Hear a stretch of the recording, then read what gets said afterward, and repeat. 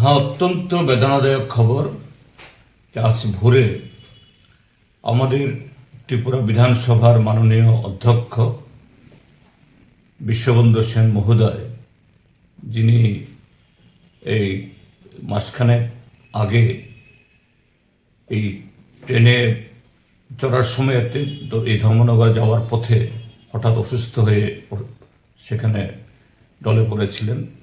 তারপর এখান থেকে উন্নত চিকিৎসার জন্য তাকে ব্যাঙ্গালোরে নেওয়া হয়েছে। আজ ভোরে তিনি শেষ নিঃশ্বাস ত্যাগ করেছেন।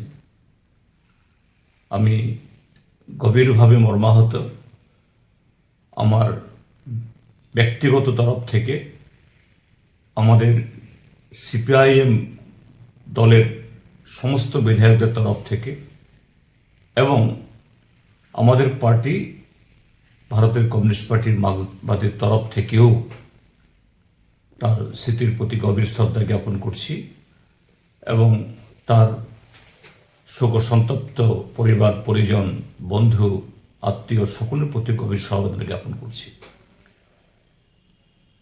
মাননীয় বিশ্ববন্ধু সেন মহোদয়ের সাথে এটা, যেহেতু রাজনীতিতে আমরা দুটি পক্ষের, এক সময় তিনি কংগ্রেস করতেন, তখন বিধায়ক ছিলেন, আমি মন্ত্রী ছিলাম, আমরা ট্রেজারি বেঞ্চে, তিনি বিরোধী বেঞ্চে। তো মতাদর্শ এবং কর্মসূচিগত কারণে, অর্থাৎ রাজনৈতিক প্রশ্নে অনেক বাদ বিবাদ হয়েছে, কিন্তু এটা ব্যক্তিগত সম্পর্কে কোনোদিন এটাকে চির ধরাতে পারেনি। ব্যক্তিগতভাবে বয়স আমার থেকে একটু বড় হলেও তার সাথে খুব ভালো সখ্যতা আমার ছিল। তারপর তিনি বিজেপি দলে যোগদান করেন এবং তার বিজেপি দলে যোগদান করার দ্বিতীয় মেয়াদে আমিও বিধানসভার সদস্য হই। পরবর্তী সময়েতে এই বিরোধী দলের নেতা হই। তো স্বাভাবিক যে বিরোধী দলের সাথে শাসক দলের রাজনীতিগত প্রশ্নে, নীতিগত প্রশ্নে অনেক বাকবিতণ্ডা হয়েছে।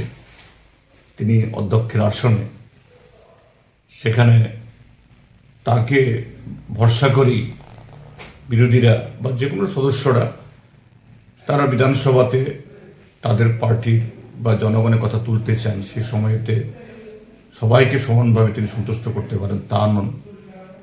যেমন সন্তুষ্ট করতে পারেন না শাসক দলকে, ট্রেজারি বেঞ্চকে, তেমনি পারেন না বিরোধী দলকে।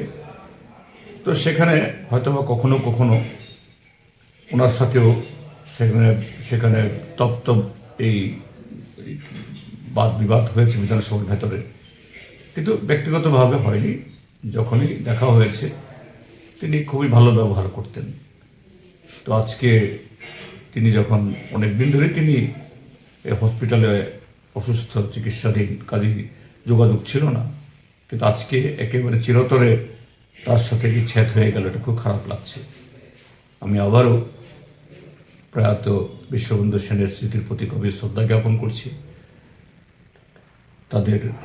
তার পরিবার, পরিজন এবং তার দল, তার প্রতিবেশী, আত্মীয় স্বজন সকলের প্রতি আমাদের গভীর সমবেদনা জ্ঞাপন করছি। Thank you.